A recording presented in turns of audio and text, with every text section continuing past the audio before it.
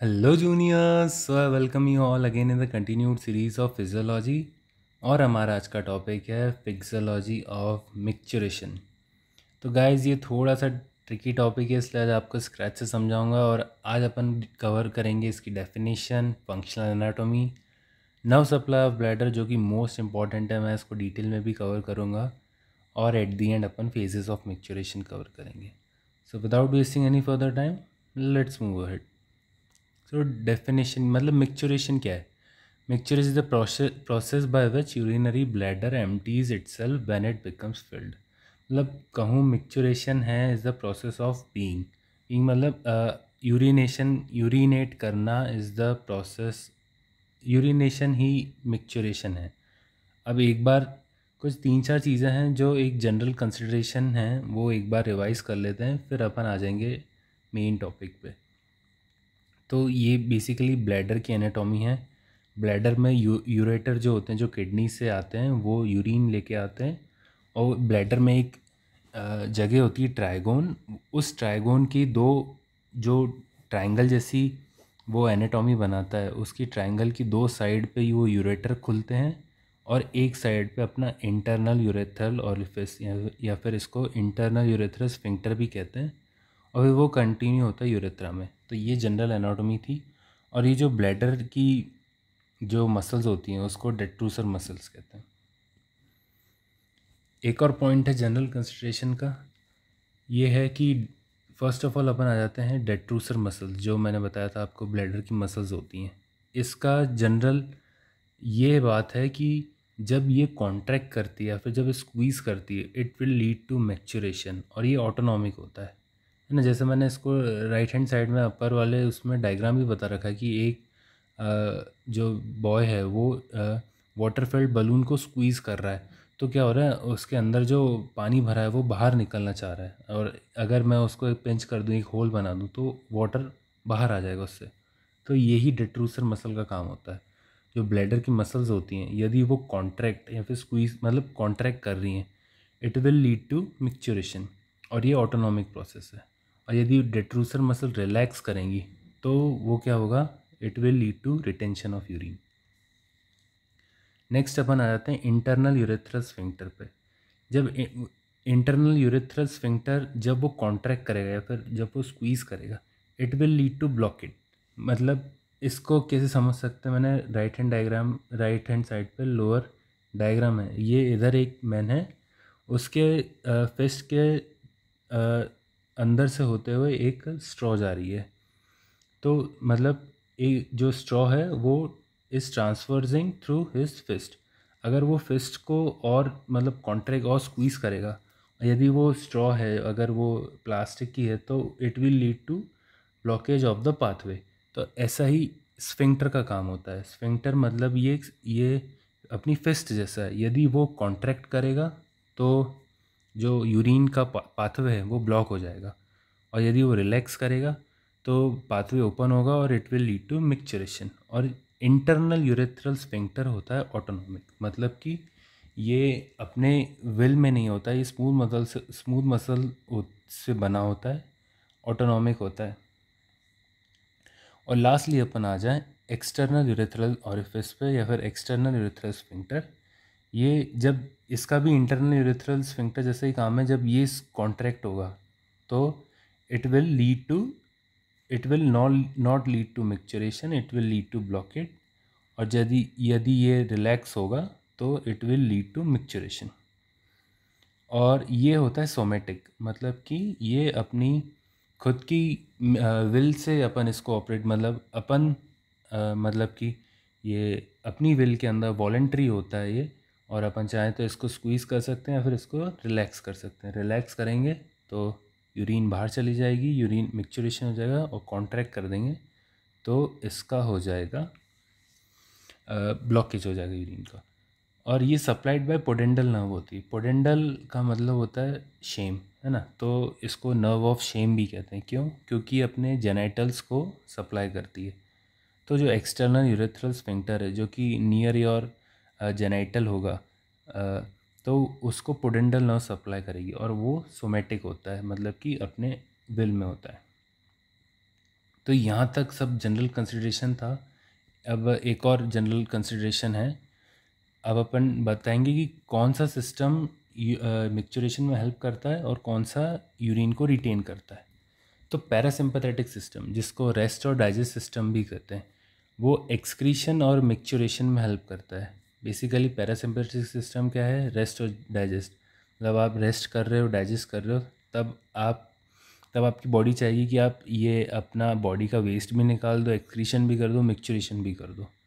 लेकिन इसके अपोजिट जब सिंपैथेटिक सिस्टम होता है, जो फाइट एंड फ्लाइट सिस्टम होता है, इसमें बॉडी चाहिए कि कोई एक्सक्रीशन ना हो, कोई मिक्सचरेशन ना हो, बॉडी के सारे जो ओपनिंग्स हैं वो क्लोज़ हो जाएं। मतलब इसको जनरली मैं कह रहा हूँ ऐसा कि बॉडी चाहती है कि सारे स्फिंक्टर्स बंद हो जाएं, बॉडी बिल्कुल फाइट एंड फ्लाइट रिस्पॉन्स में आ जाए। तो वो उस टाइम, वो कोई टाइम नहीं होता है बॉडी के लिए एक्सक्रीशन या फिर मिक्सचरेशन का। वो टाइम होता है बॉडी को फाइट करने का। तो यही जनरल कंसिडरेशन है कि पैरासिम्पथेटिक सिस्टम यूरिन मिक्सचरेशन करवाएगा और सिंपैथेटिक सिस्टम अपना यूरिन को रिटेन कराएगा। तो अब अपन आ जाते हैं इस टॉपिक के ट्रिकी पार्ट पे। तो ये है जैसा मैंने बताया आपको, सिंपैथेटिक सिस्टम क्या करवाएगा? ये करवाएगा अपना यूरिन का रिटेंशन। तो सिंपैथेटिक सिस्टम का यूरिन का रिटेंशन कराएगा। तो बेसिकली सिंपैथेटिक सिस्टम ब्लैडर को क्या करेगा? ब्लैडर को रिलैक्स कर देगा कि ब्लैडर मसल तुम रिलैक्स हो, तुम कॉन्ट्रैक्ट मत करना वरना मिक्सचरेशन हो जाएगा। सिंपैथेटिक सिस्टम का क्या काम है? उसको यूरिन को रिटेन करना है। और वो सिंपैथेटिक सिस्टम क्या कराएगा? इंटरनल यूरेथ्रल स्फिंक्टर को वो कॉन्ट्रैक्ट करा देगा। मैंने बताया था कि वो एक बंदा था जो फिस्ट बनाया था, उसके अंदर से स्ट्रॉ जा रही थी। यदि वो फिस्ट को कॉन्ट्रैक्ट करता तो स्ट्रॉ का जो ल्यूमन है वो ब्लॉक हो जाता। ऐसे ही सिंपैथेटिक सिस्टम क्या करेगा? जो इंटरनल यूरेथ्रल स्फिंक्टर है उसको कॉन्ट्रैक्ट कर देगा ताकि यूरिन के पाथवे का जो ल्यूमन है वो बंद हो जाए। इसका अपोजिट काम करेगा पैरासिम्पथेटिक सिस्टम। मैंने इसकी कलर कोडिंग भी ऐसी चूज़ करी है। सिंपैथेटिक जो रेड बना है, रेड मीन्स स्टॉप होने का जो अपना साइन होता है, स्टॉप डिनोट करता है। पैरासिम्पथेटिक ग्रीन कलर गो को डिनोट करेगा। तो पैरासिम्पथेटिक सिस्टम क्या करेगा? Is the sign of parasympathetic is responsible for micturition. तो ये ब्लैडर को क्या कर अपना मैसेज देगा कि ब्लैडर आप स्क्वीज़ करो, कॉन्ट्रैक्ट करो आप, ताकि आपके अंदर जो यूरिन भरी है वो बाहर चली जाए। और वो इंटरनल यूरेथ्रल स्फिंक्टर को मैसेज देगा कि आप रिलैक्स हो जाओ। आप रिलैक्स हो जाओगे तो जो ल्यूमन है वो वाइड ओपन हो जाएगा और ताकि यूरिन बाहर चली जाएगी। और एट द एंड जो मैंने बताया था, एक्सटर्नल यूरेथ्रल स्फिंक्टर जो कि अपनी विल में होता है, अपने कंट्रोल में होता है, सोमेटिक होता है, वो जो स्केलेटल मसल से बना हुआ होता है वो, तो उसको पोडेंडल नर्व सप्लाई कर रही होती है, नर्व ऑफ शेम जो मैंने आपको बताया, क्योंकि वो आपके जेनेटल्स को सप्लाई कर रही होती है। तो वो आपकी विल में है। अगर आप चाहो तो उसको कॉन्ट्रैक्ट भी कर सकते हो, उसको रिलैक्स भी कर सकते हो। अगर कॉन्ट्रैक्ट करोगे तो यूरिन ब्लॉक हो जाएगी, रिलैक्स करोगे तो यूरिन आउटफ्लो होगा। अब आ जाते हैं फंक्शनल एनाटॉमी का। इसका रिकैप कर दूं एक बार मैं। तो जैसा मैंने बताया आपको, ब्लैडर वॉल ये स्मूथ मसल से बना है, डेट्रूजन मसल। इंटरनल यूरेथ्रल स्फिंक्टर है, स्मूथ मसल से, इनवॉलेंट्री है, सिंपैथेटिक इसको कंट्रोल करेगा। और external urethral sphincter skeletal muscle, voluntary इसको पोडेंडल नर्व कंट्रोल करेगी। इंटरनल यूरेथ्रल स्फिंक्टर को सिंपैथेटिक भी कंट्रोल कर सकता है, पैरासिम्पैथेटिक भी कंट्रोल कर सकता है। अब पैरासिम्पैथेटिक जो कि S2 S3 S4 से होंगे, उनका काम होगा कि वो मिक्सचरेशन कराएंगे, वॉइडिंग मतलब कि ब्लैडर को खाली करवाएंगे। और सिंपैथेटिक सिस्टम जो अपना स्पाइनल कॉर्ड के T10 T11 T12 और L1 और L2 से सेगमेंट से निकलेगा, उसका काम होगा रिटेंशन ऑफ यूरिन स्टोरेज। और सोमेटिक का काम है, सोमेटिक जो कि अपना पोडेंडल नर्व आ रही है वो भी S2 और S4 से, S2 S3 और S4 से आ रही है, वो एक्सटर्नल स्फिंक्टर को कंट्रोल करेगी। इसको मैं और डिटेल में आगे कवर करता हूँ।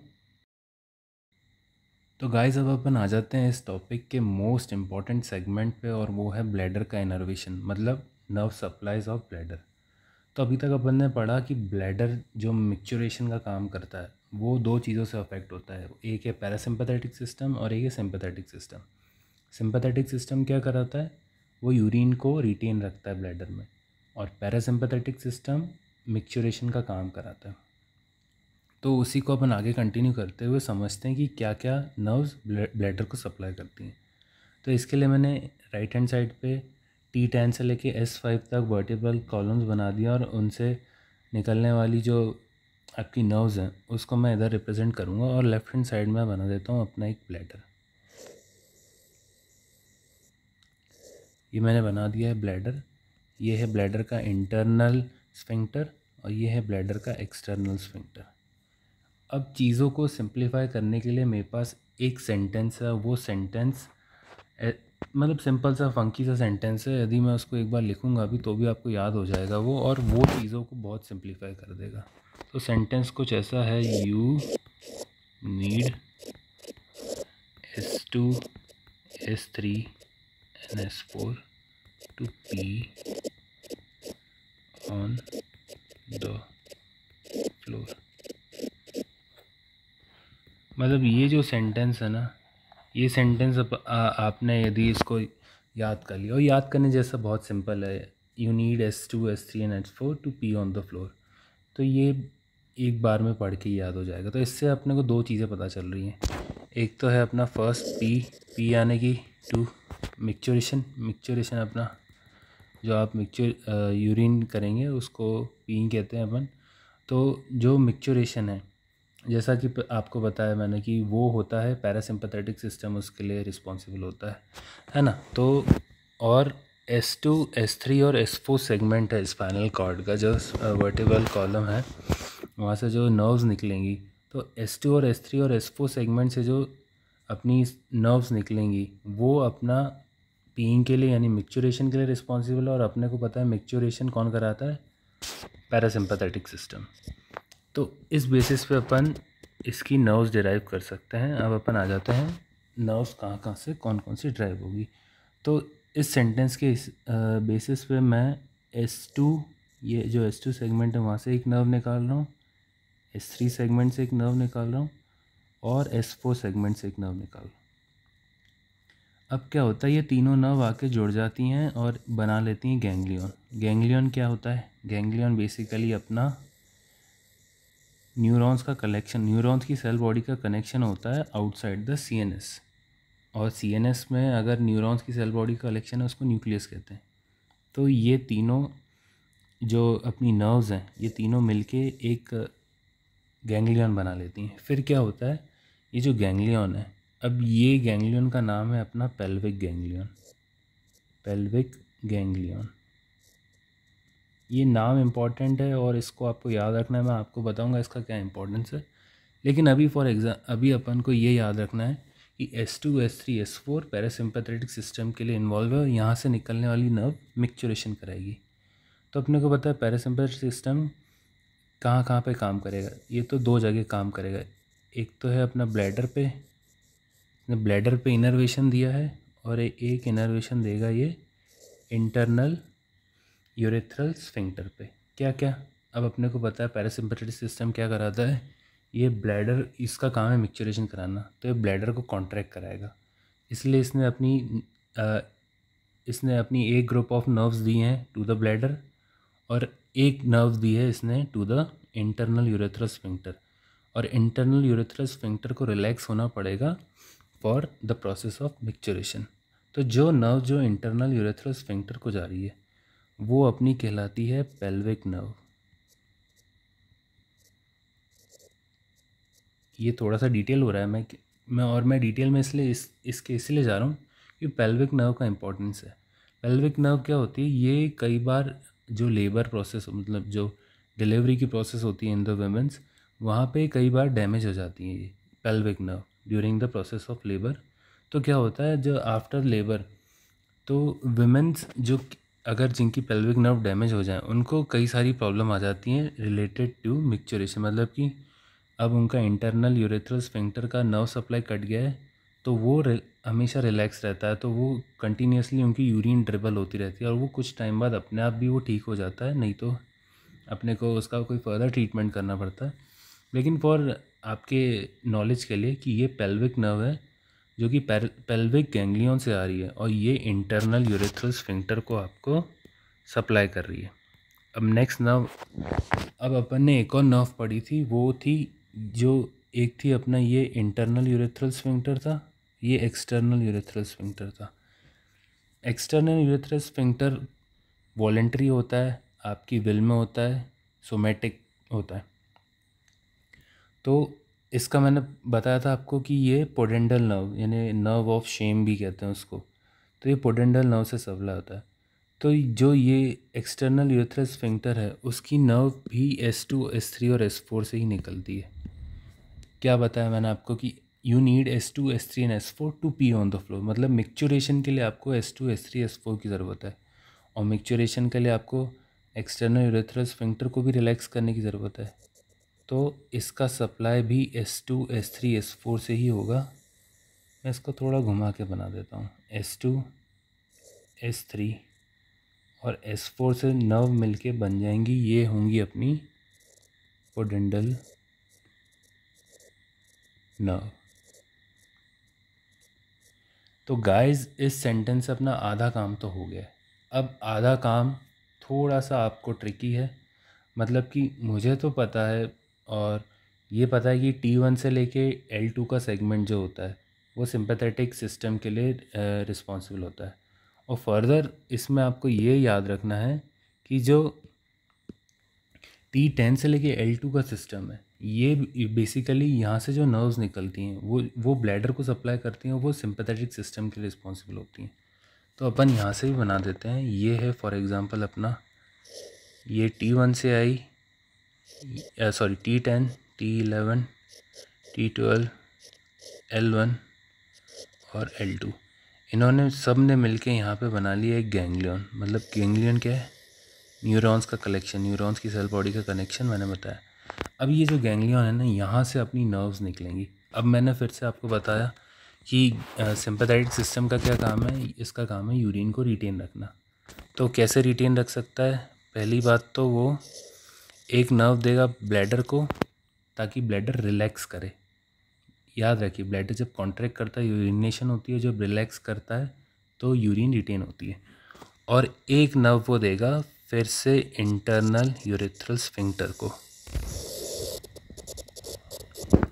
तो दो नर्व्स देता है वो। एक नर्व देगा जो अपना सिंपैथेटिक सिस्टम का जो गैंग्लियन है, इस गैंग्लियन को कहते हैं अपन hypogastric ganglion.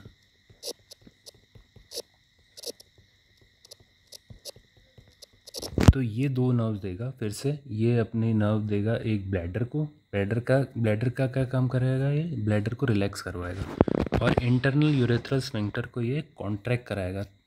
Internal urethral sphincter जब स्क्वीज़ होगा, मतलब तो वो आपके यूरिन के पाथवे को ब्लॉक कर देगा। तो ऐसा होता है अपना ब्लैडर का इनर्वेशन। और अपन आगे और देखते हैं इसकी डिटेल्स। तो गाइज़, ये उसका सिस्टमैटिक डायग्राम है जो मैंने अभी आपको एक्सप्लेन करा। इसमें hypogastric nerve, pelvic ganglion, hypogastric ganglion और पोडेंडल नर्व मैंने सब एक्सप्लेन कर दिया। और आप इसको इजीली वर्टिब्रेट्स को ऐसे ना बनाते हुए एक छोटे छोटे आप ब्रिक्स जैसे बना सकते हैं, और एग्ज़ाम में इसको अच्छे से इमिटेट कर सकते हैं। लास्टली अब आ जाते हैं अपन फेजेस ऑफ मिक्चुरेशन, जो अपना स्टोरेज फेज़ है। मतलब कि इसमें अपने को यूरिन को रिटेन करना है। ब्लैडर है वो यूरिन से भरा है, लेकिन अभी उसमें इतनी यूरिन नहीं है कि वो अपने ब्रेन स्टेम में जो पोंटाइन जो मिक्चुरेशन न्यूक्लियस है, जो मिक्चुरेशन सेंटर है, उसको जाके वो अपना सिग्नल दे। तो क्या होगा? ब्लैडर फिल्स विथ यूरिन है, लेकिन लो थ्रेशोल्ड स्ट्रेच रिसेप्टर एक्टिवेटेड। जो स्ट्रेच रिसेप्टर्स हैं जो उस मसल्स पे होते हैं, डेट्रूसर मसल क्या होते हैं? स्ट्रेच रिसेप्टर्स होते हैं डेट्रूसर मसल पे। अगर वो स्ट्रेच होते हैं तो सिग्नल जाता है अपना ब्रेन, जो ब्रेन स्टेम है, यानी ब्रेन स्टेम किसको इंक्लूड करता है? मिड ब्रेन, पॉन्स और मेडुला। तो पॉन्स में लोकेटेड होता है अपना मिक्चुरेशन सेंटर। तो जब वो स्ट्रेच रिसेप्टर एक्टिवेट होते हैं तो वो पॉन्स में जाके मिक्चुरेशन सेंटर को एक्टिवेट कर देते हैं। लेकिन यहाँ पे जो स्ट्रेच रिसेप्टर हैं ये कम स्ट्रेच हुए हैं, इसलिए ये ब्रेन स्टेम को भी जाके एक्टिवेट नहीं कर पा रहे। तो लो थ्रेशोल्ड स्ट्रेच रिसेप्टर एक्टिवेटेड, कम एक्टिवेट हुए हैं, तो जो स्पाइनल कॉर्ड का सेगमेंट है S2 से S4 तक का, वो ब्रेन स्टेम को जाके एक्टिवेट करता है, लेकिन वो अभी एक्टिवेट नहीं हो पाया है। तो उससे क्या होगा, अपना सिंपैथेटिक जो सिस्टम है, जो सिंपैथेटिक नर्व्स हैं T10 से लेके L2 तक, वो एक्टिव रहेंगी। तो वो क्या करेंगी, वो डेट्रूसर मसल को रिलैक्स करेगी और कॉन्ट्रैक्ट करेगी इंटरनल स्फिंक्टर को। और जो अपना सोमेटिक जो पोडेंडल नर्व है, जो सोमेटिक जो एक्सटर्नल स्फिंक्टर को सप्लाई कर रहा है, वो कॉन्ट्रैक्ट रहेगा और यूरिन रिटेन रहेगी।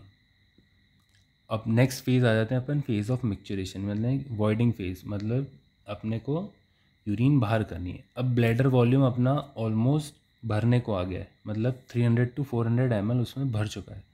तो क्या होगा, स्ट्रेच रिसेप्टर आपके बहुत ज़्यादा एक्टिवेट होंगे। वो बहुत ज़्यादा एक्टिवेट होंगे तो वो क्या करेंगे, जो अपना S2 से S4 का सेगमेंट है उसको एक्टिवेट करेंगे, और वो एक्टिवेट करेगा पोंटाइन मिक्चुरेशन सेंटर, जो कि अपना ब्रेन स्टेम में लोकेटेड है। पोंटाइन मिक्चुरेशन सेंटर अब इंटर्न एक्टिवेट करेगा पैरासिम्पैथेटिक नर्व्स को, जो कि S2, S3 और S4 में है, मैंने आपको ऑलरेडी बताया। और पैरासिम्पैथेटिक नर्व ये डेट्रूसर को कॉन्ट्रैक्ट करेगा और रिलैक्स करेगा इंटरनल स्फिंक्टर को। अब इंटरनल स्फिंक्टर रिलैक्स हो गया, अब जो अपना सोमेटिक इनहिबिशन आएगा, जो पोडेंडल, अब अपन चाहते हैं कि इसको अपन को यूरिन करना है, मतलब कि अपने पास सही जगह है, सही टाइम, मतलब बेसिकली आप बाथरूम में खड़े हैं, जो आपका मेल या फीमेल बाथरूम है वहाँ खड़े हैं, तो आप चाहते हैं कि आपका जो एक्सटर्नल स्फिंक्टर है वो भी रिलैक्स हो जाए, तो आपकी जो पोडेंडल नर्व है वो भी इनहिबिट हो जाएगी और आपकी एब्डोमिनल मसल कॉन्ट्रैक्ट करेंगी और यूरिन बाहर चली जाएगी। तो बेसिकली ऐसा कहना है कि जो स्टोरेज फेज़ है उसमें सिंपैथेटिक सिस्टम अपना काम करेगा, वो डेट्रूसर को रिलैक्स करेगा और कॉन्ट्रैक्ट करेगा इंटरनल स्फिंक्टर को। और जो अपना मिक्चुरेशन फेज़ है, जो यूरिन को निकालने, यूरिनेशन फेज़ है, उसमें अपना पैरासिम्पैथेटिक सिस्टम काम करेगा। वो क्या करेगा, डेट्रूसर को कॉन्ट्रैक्ट करेगा और इंटरनल स्फिंक्टर को रिलैक्स कर देगा, और आपकी आपकी तब की मतलब जो हालात हैं वो सही हैं, मतलब आप सही जगह पे सही टाइम पे हो और आप चाहते हो कि यूरिनेशन हो जाए, तो आप अपना एक्सटर्नल स्फिंक्टर भी रिलैक्स कर दोगे, वो आपके कंट्रोल के ऊपर है। तो guys this brings to the end of the lecture. अपन आ जाते हैं क्लिनिकल रेलेवेंस पे। एक तो क्लिनिकल रेलेवेंस मैंने आपको वहाँ बताई थी कि पेल्विक नर्व इंजर हो जाती है लेबर के टाइम पे, तो क्या होता है उसके बाद जो डिलीवरी हो जाती है, तो कई मदर्स कंप्लेन करती हैं ड्रिबलिंग ऑफ यूरिन, मतलब यूरिन उनकी रुक ही नहीं रही है, वो ड्रिबल करती जा रही है। क्यों? क्योंकि उनका जो स्फिंक्टर है उसका नर्व सप्लाई कट हो चुका है। तो अब आ जाते हैं एक न्यूरोजेनिक ब्लैडर। जो न्यूरोजेनिक ब्लैडर होते हैं वो क्या होते हैं, अपन कह सकते हैं कि उनमें भी नर्व सप्लाई की कुछ गड़बड़ हो जाती है, या तो वो अंडर एक्टिव हो जाते हैं या ओवर एक्टिव हो जाते हैं। सेकंड अपन आ जाते हैं अर्ज इनकॉन्टिनेंस पे। क्या होता है, वो ओवर एक्टिव ब्लैडर हो जाते हैं, जो ओवर एक्टिव जो डेट्रूसर मसल होती है वो ओवर एक्टिव हो जाती है। और एट दी एंड आ जाते हैं अपन स्ट्रेस इनकॉन्टिनेंस पे, जो आपके स्फिंक्टर्स होते हैं, जैसे फॉर एग्जांपल इंटरनल स्फिंक्टर, वो यदि वीक हो गया है और आप ब्लैडर पे स्ट्रेस देते हैं। ब्लैडर पे स्ट्रेस कैसे आएगा, जैसे आप यदि कॉफिंग करते हैं तो आपका एब्डोमेन का जो प्रेशर होता है वो बढ़ जाता है, तो उससे ब्लैडर पे भी प्रेशर आता है। तो और अगर आपका इंटरनल स्फिंक्टर यदि आपका वीक हो गया है, उसकी मसल्स वीक हो गई हैं, तो संभावना है कि आपकी यूरिन का ड्रिबलिंग हो जाए। तो गाइस यहाँ पे हमारा लेक्चर ख़त्म हो जाता है विद द क्लिनिकल रेलेवेंस। अगर आपको ये पसंद आया, अगर आपको समझ आया, तो लाइक ज़रूर कीजिएगा, दोस्तों से शेयर ज़रूर कीजिएगा। And guys thank you a lot.